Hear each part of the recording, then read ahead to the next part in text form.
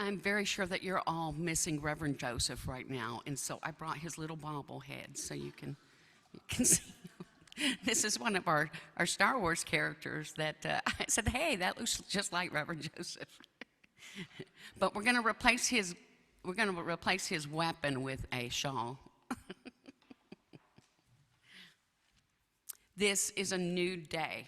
This is a new day full of sound, light, and expectation.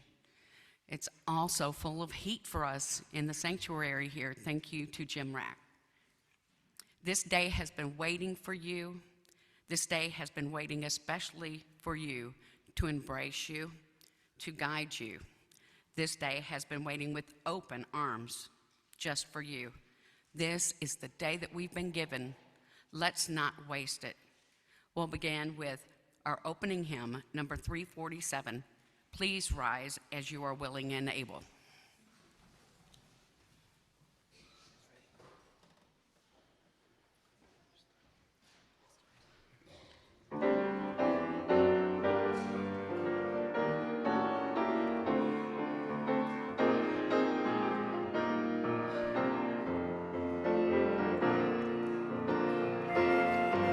The Spirit harvest the power, our separate fires will kindle one flame.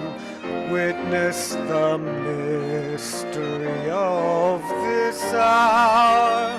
Our trials in this light appear all the time. Gather in peace, gather in thanks, gather in sympathy now and then. Gather in hope, compassion and strength. Gather to celebrate once again. Gather the spirit of heart, the spirit of heart and mind. Seeds for the sowing are laid in store, nurtured in love and conscience refined.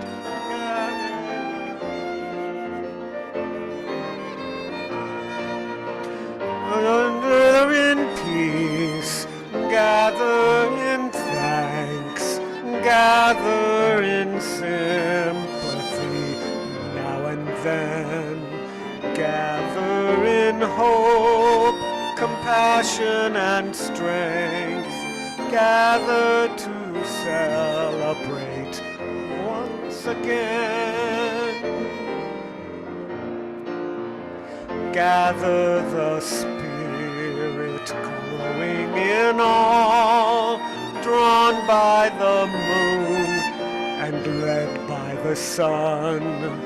Winter to spring and summer to fall, the chorus of life resounding as one. Gather in peace, gather in thanks, gather in sympathy now and then. Gather in hope, compassion and strength. Gather to celebrate once again.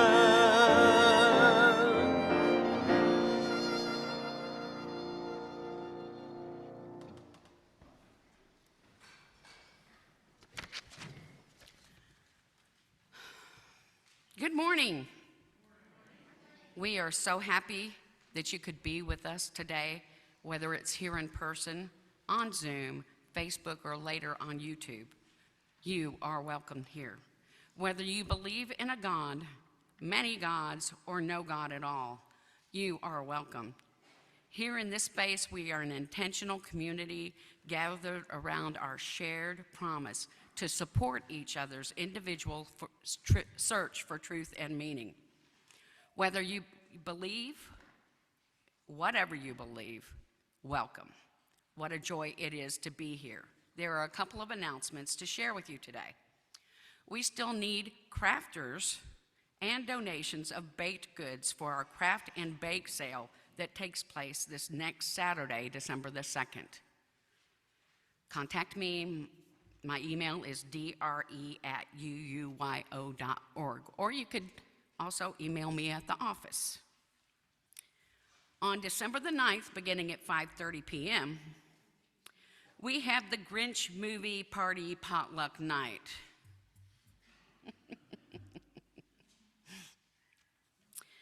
This will be a jubilation like you have never seen.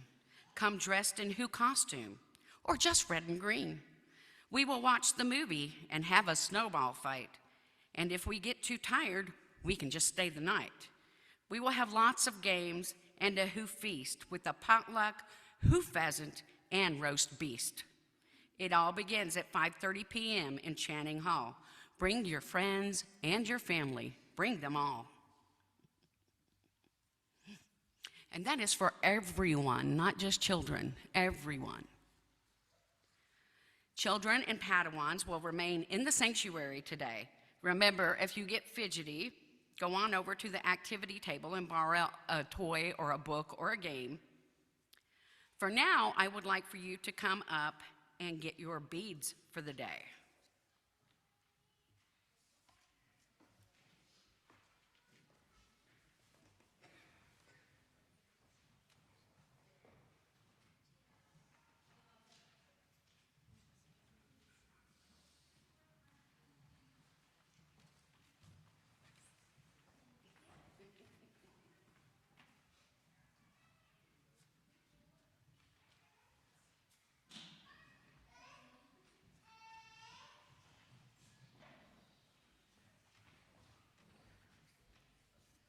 For those of you who may not know, our young Padawans who are in our Jedi training class are receiving beads for every training that they come to. So every time they show up at church, they'll get a special bead. And so today's special bead is Lifesavers. Now I would like to invite Ryan up for a pledge announcement.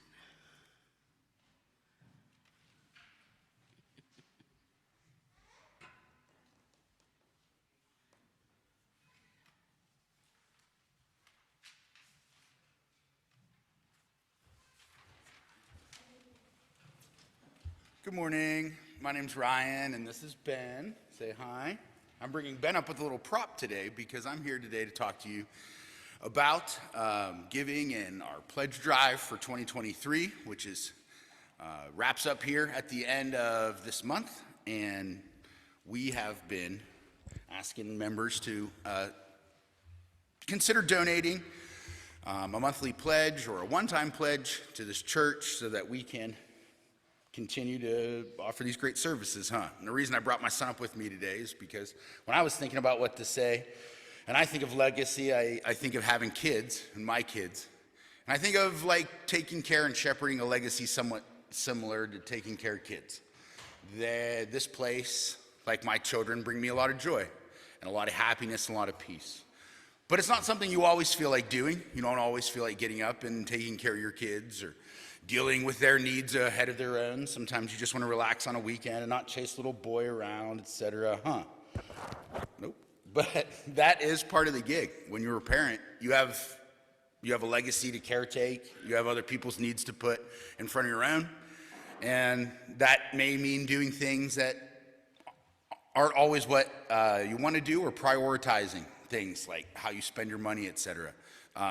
And just like those of us with kids know, they're expensive, and you have to prioritize kind of your funds to make sure that they're seen to and cared for. So do we as members of this church kind of have an obligation to make sure that this building's cared for and that we care for each other, in part by keeping the door open.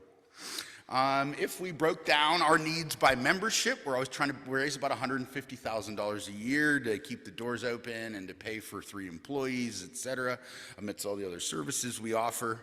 And those costs would break down to about $100 per member a month. And not all of us have that, certainly, but if we do or haven't donated before, or have donated but haven't thought about upping or the amount, that would be a good starting place for discussion, really, in terms of helping the church meet its needs. Of course, any little bit helps. So consider perhaps signing out a pledge card. I, myself, Brandy, will be downstairs during coffee hour. Be happy to talk with you about that. If you have the means, consider maybe covering some another member's costs to kind of share the love, if you will. Consider bringing friends in so that we can grow the number of people that share our covenant with us so that we can spread our costs among all of us. Or donating your time by helping with one of our fundraisers we'll be talking more about in the spring. Thank you so much.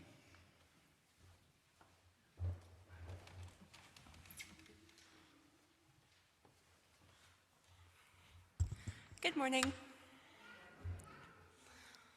My favorite noodle place ever is tucked away in Shadyside. I was there visiting my late uncle in the hospital when Mom and I discovered it.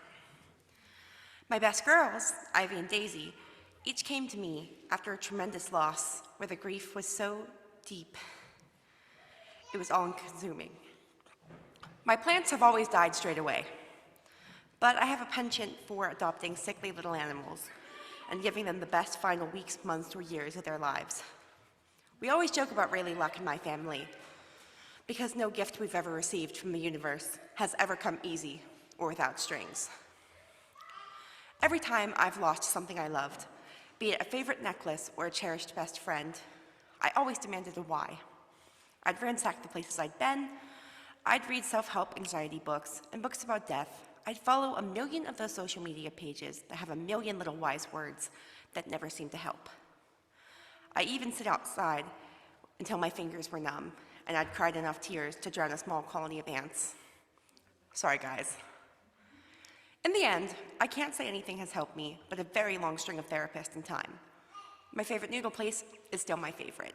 I found new necklaces. I've got new best friends, and I tell them about the ones who came before them, even when it hurts and I'd like to bottle it up again. I currently have 3 little thriving guinea pig girlies. I've done it all. I've taken the things that hurt me and found the lesson and gifts in each. Though none of it has been easy, it's all given me little tidbits of knowledge. Through loss and grief, I found strength and faith. Through prolonged sickness and times of better health, I found patience and comfort. I came to learn that no matter the outcome of our lives, no time was wasted as long as it was spent with loved ones. Sometimes to receive the lessons and people that are meant for us, we have to release the ones that are not, even if it means letting go of something we could have cherished forever had the universe allowed. The time spent with them, the compassion they've taught, and the strength to go on and do it all over again are the real gifts. There's a candle over here.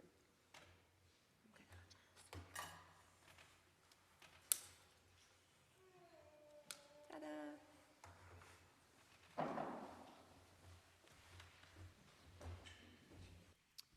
Now is that special time that we've added to the service.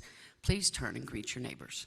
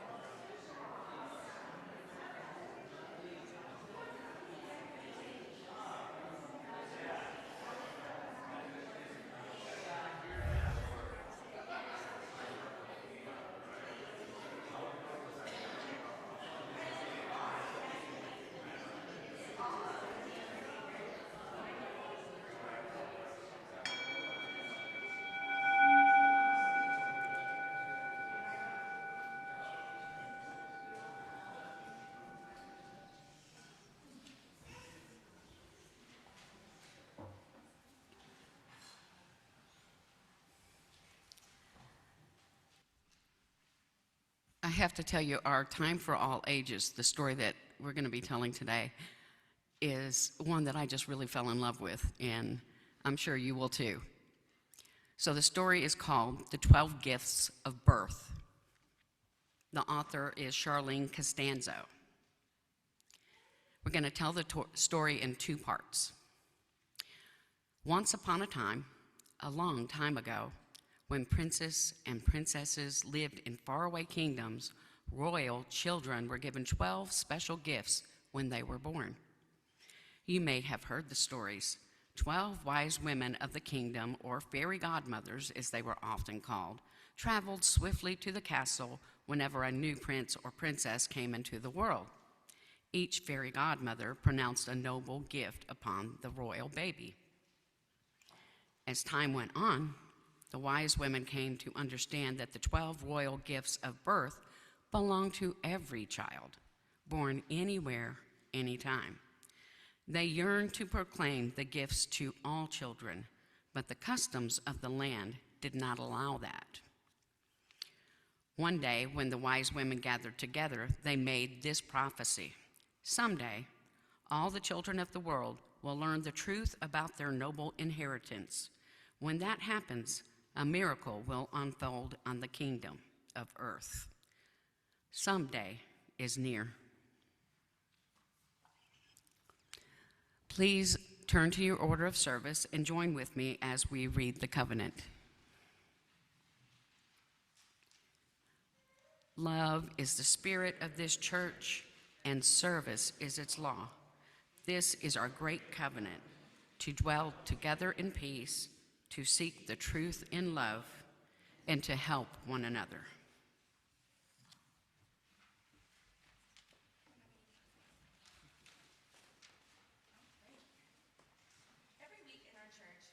Take up an offering. It's good to remind ourselves from time to time that the offering is symbolic as well as practical. We know that it is through pledges that we build our budget and fund our yearly programs, and ministries of worship and religious education pay our staff and professional religious leaders, and finance the comfort and beauty of our buildings. And we know that we could easily submit those pledge checks to the church at any convenient time. But we pass the plate during our worship service to make a community expression of thanks for the blessing of abundance, to visibly bring in the harvest at this most cherished hour of our week. Our offering says that the act of giving is as essential to our spiritual well-being as anything else we do here on Sunday mornings. This week, our offering goes to the minister's discretionary fund.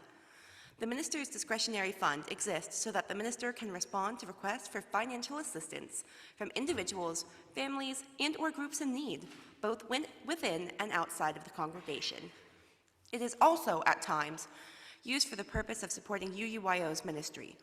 Our church is supported by pledge income from members and friends like you. If you wish to make an offering to us, please indicate on your check or envelope that it is for UUYO. Thank you for your generous spirit. We will now receive the offering that supports the life of Youngstown, the Mahoning Valley, and our wider world.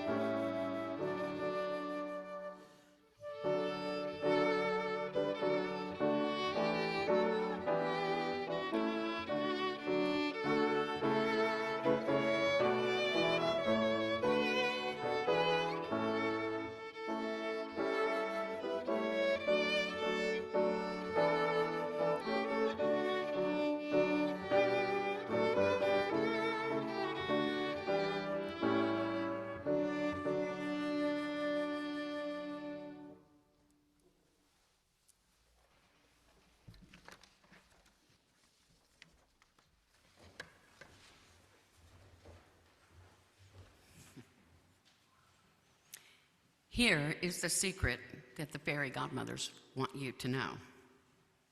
At the wondrous moment you were born, as you took your first breath, a great celebration was held in the heavens, and 12 magnificent gifts were granted to you. Strength is the first gift. May you remember to call upon it whenever you need it. Beauty is the second gift. May your deeds reflect its depth. Courage is the third gift.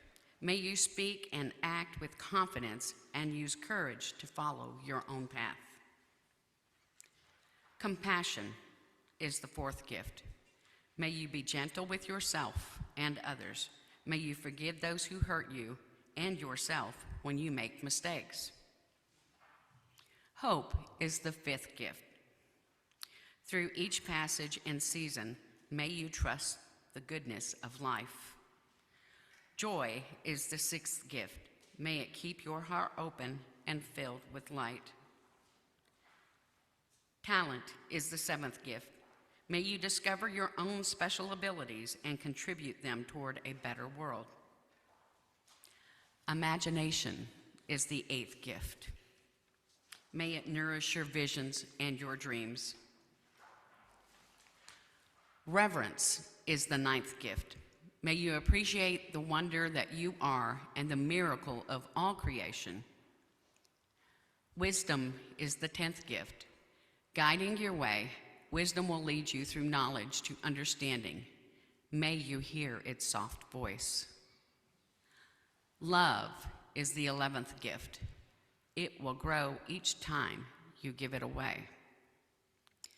Faith is the 12th gift. May you believe. Now you know about your 12 gifts of birth, but there is more to the secret that the wise women knew. Use your gifts well, and you will discover others. Among them, a gift that is uniquely you. See these noble gifts in other people. Share the truth and be ready for the miracle to unfold as the prophecy of the wise women come true.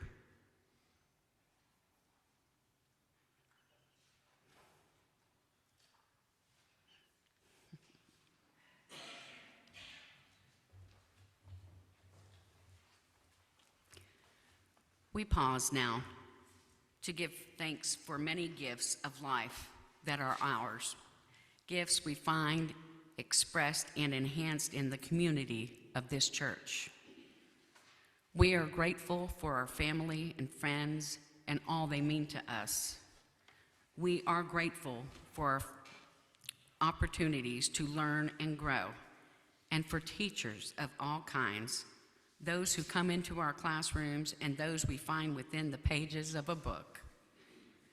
We are grateful for the insights and beauty we find all around us in the natural world. We are grateful for ministry and for all the forms that it takes in our community of faith, in teaching and preaching, in care for children and care for our seniors, and care for our building, in leadership tasks both large and small. We pause now for a silent moment to witness the gifts that we share and the gratitude that we feel.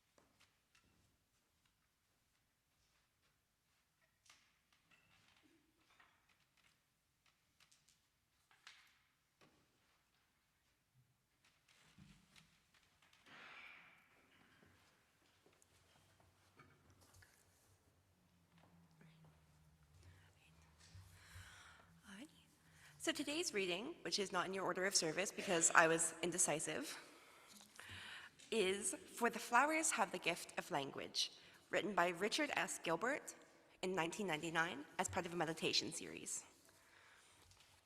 Speak, flowers, speak. Why do you say nothing? The flowers have the gift of language. In the meadow, they speak of freedom, creating patterns wild and free as no gardener could match. In the forest, they nestle, snug carpets under roof of leaf and branch, making a rug such softness. At end tip of branches, they cling briefly before bursting into fruit sweet to taste. Flowers, can you speak not joy to our sadness, and to hope our fear? Can you not say how it is with you that you color the darkest corner? The flowers have the gift of language. At the occasion of birth, they are buds before bursting. At the ceremony of love, they unite lovers in beauty. At the occasion of death, they remind us how lovely is life.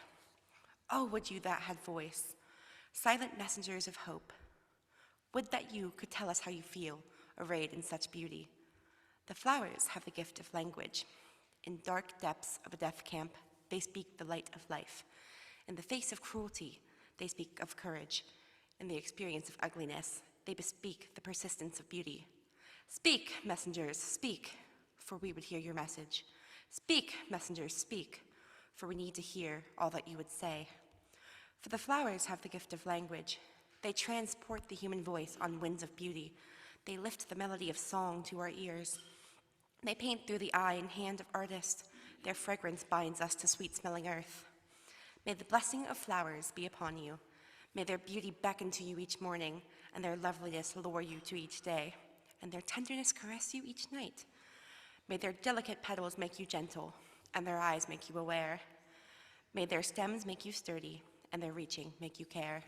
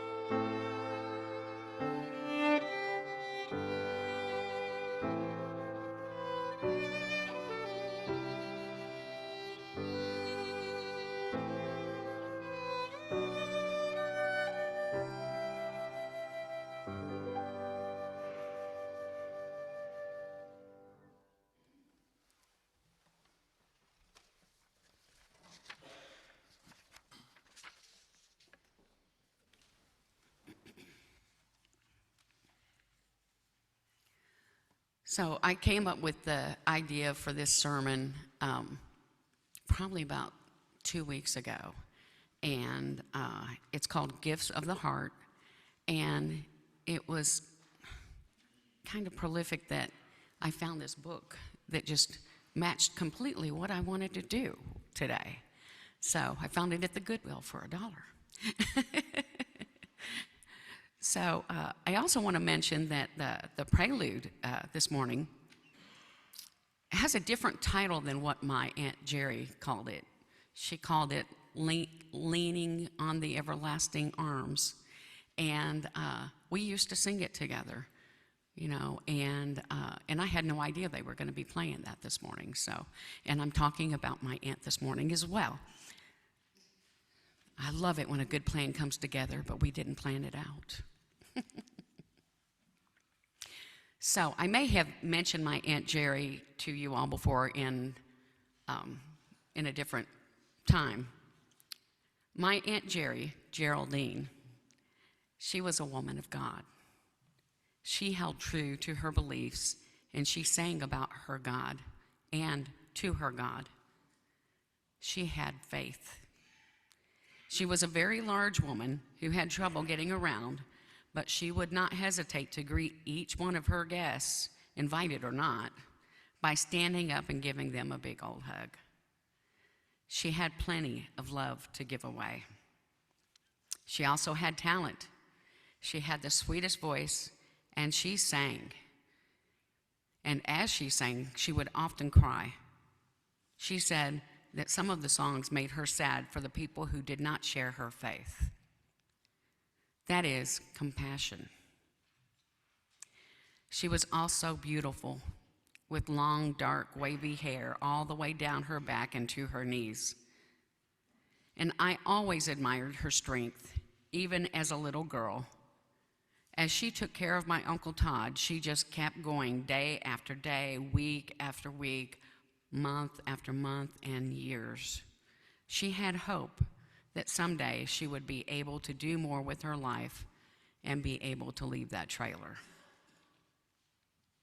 Just watching my aunt, I had the idea that she never got tired. But sometimes at night, I would get up to get a glass of water and see her silently crying in pain from taking care of Uncle. Yet she continued. She gave me courage.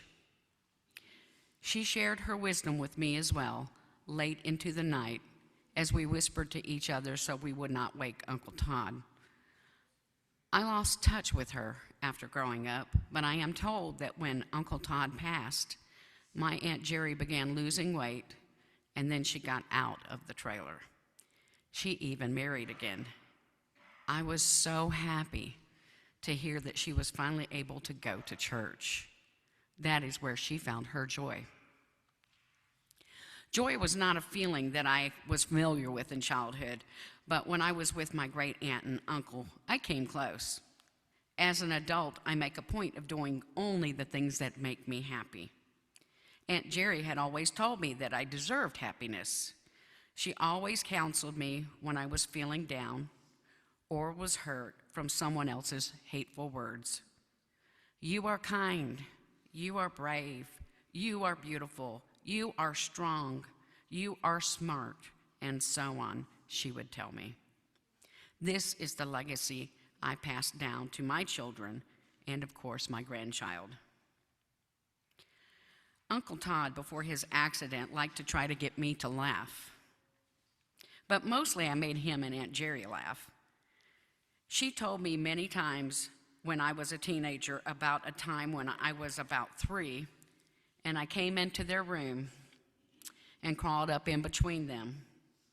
As I scooched down under the covers and began to drift off to sleep, I sat up and said, "Papu, can I wear your glasses?"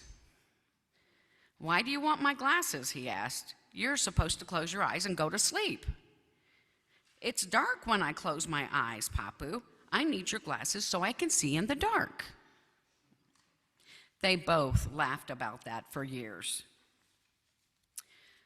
Charlene Costanzo, who wrote the book that we did today, says, "Let's help the children that we love and all children to know that they are valuable, that they matter, that they can make a difference, that the future needs them to develop their talents, follow their dreams, and help make the world a better place for all."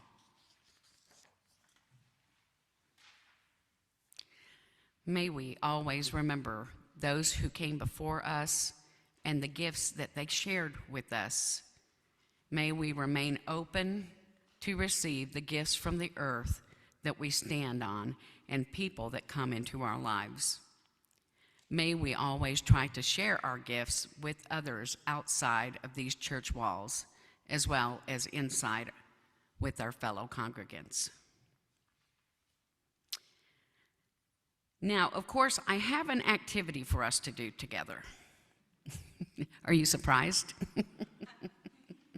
So, if you have not received an ornament or some kind of writing utensil, please raise your hand. Everybody needs an ornament. She's coming. She's coming for you, Heather.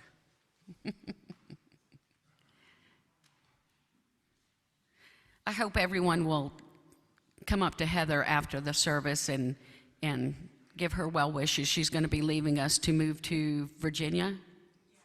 To Virginia. This is her last Sunday with us.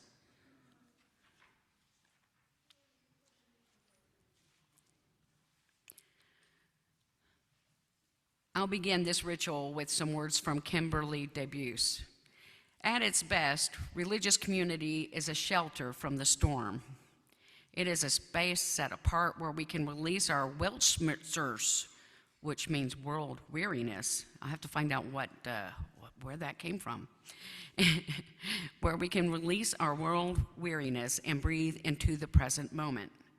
And yet, it isn't a place that simply holds the holy for us.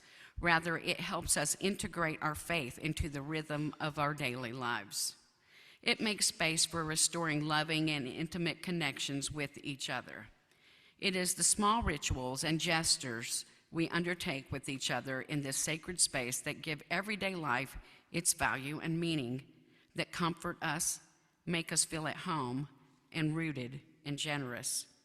It is the safe space for learning and discussion that prepares us lovingly for the hard work of justice and compassion ahead. It is the ever-present invitation to stop, be still, and give thanks. So let's do that now. What I would like for you all to do is to get into groups of 3 or 4. 3 or 4. You can get into groups of 3 or 4. Okay, you got your group already, so somebody's got to move. Somebody's going to have to move.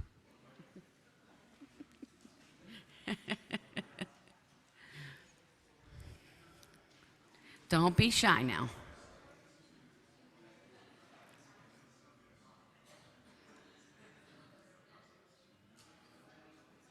So here are the instructions. Think about a gift that you see in yourself. It could be one of the 12 that we mentioned, or it could be another one. Now, do you have that word of a gift that you see within yourself? Now I want each one of you to spend 1 minute telling the group, 1 minute, what that word is and why. And then I want you to write it on your ornament. Got it? Any questions? What? So I want each of you to spend 1 minute telling the group what that word is and why you feel like it's one of your gifts. Okay?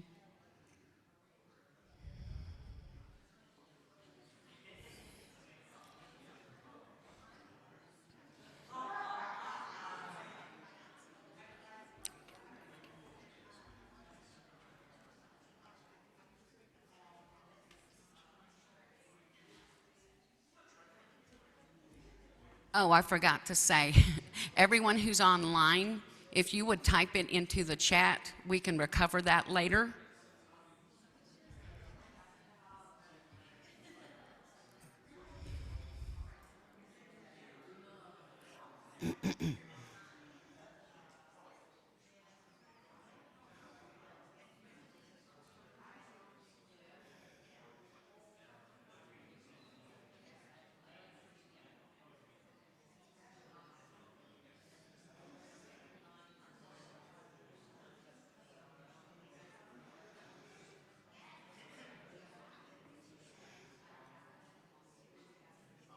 Okay, your 1 minute is up. Switch.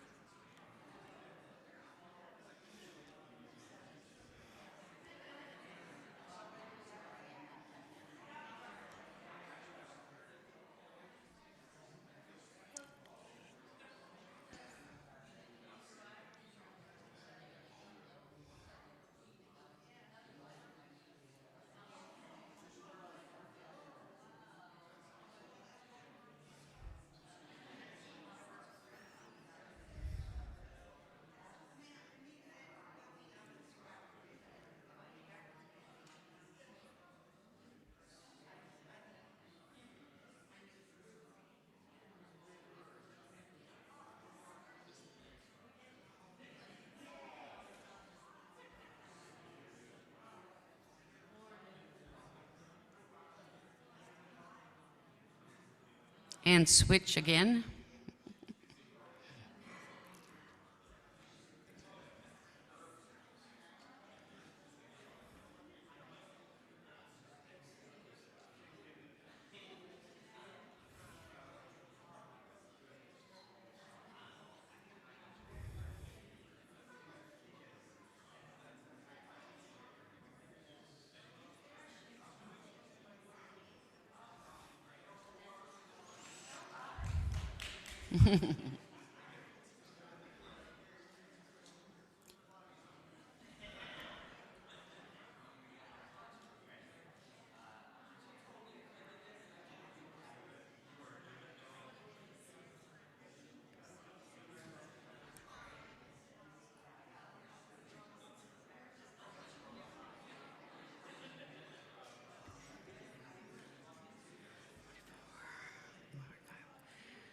And switch again if you need to.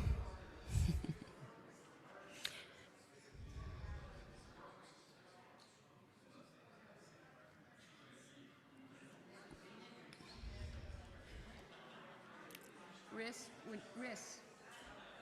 Hey, Riss, when you get done there, can you go grab a basket and collect all of those for me?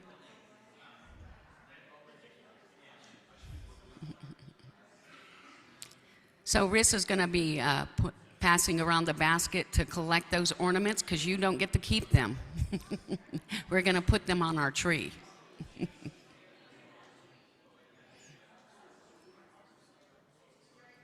So on December the 9th, Grinch night, we're going to decorate the tree, and these ornaments will go on the tree. I might jazz them up a little bit. I think we call that bedazzle. I might bedazzle them.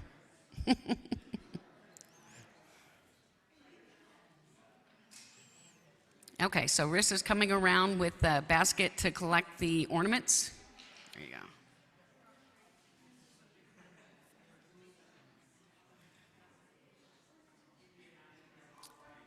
After you give her, hey Cynthia, after you guys give her your ornaments, you can do the closing hymn.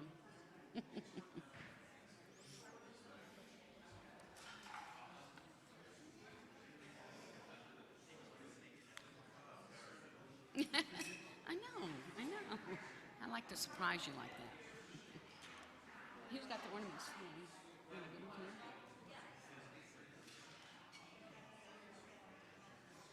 Yeah, we'll wait for it to quiet down a little bit.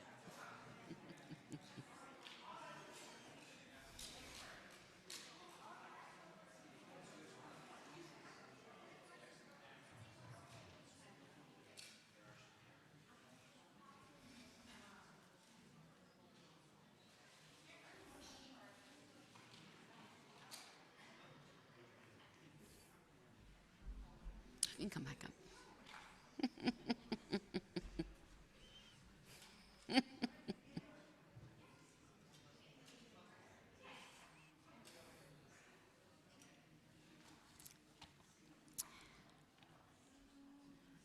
Please join us for our closing hymn, number 131, Love Will Guide Us.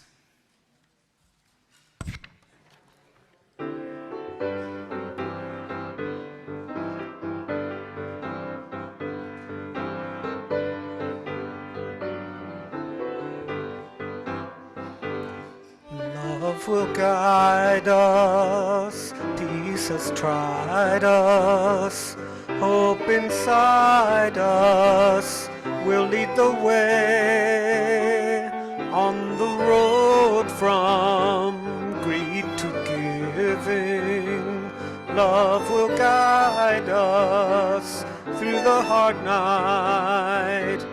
If you cannot sing like an angel, if you cannot speak before thousands, you can give from deep within you. You can change the world with your love.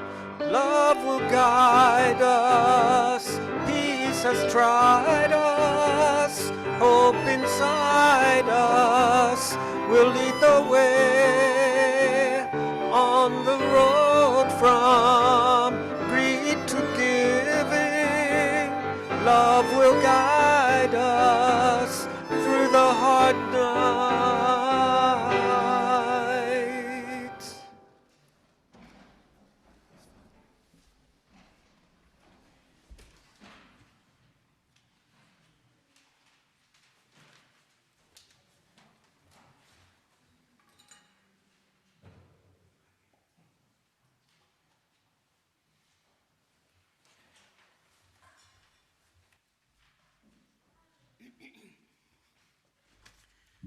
Before you leave here today, I want you to know that you are a strand in the web of all existence, one dewdrop spangled thread reflecting the early morning sun, connected to every other living creature, frogs, mushrooms, great blue whales, and you. You are never alone. You were born into a huge family of life. Sit in the grass and know that it is your sibling. Watch the crows circle and think of them as gossiping cousins. This is your world, and you are worthy. I want you to know that you are loved beyond your wildest imaginings by the Spirit of creation. Every bit of you is holy, even the embarrassing parts, even the thoughts that you wouldn't tell your best friend. God is in your every cell, calling you to live a long, joyful, boisterous life, to go easier on yourself, to accept that you are a blessing, to spread the word that there is no original sin, that we are all glorious gifts to a world that desperately needs us.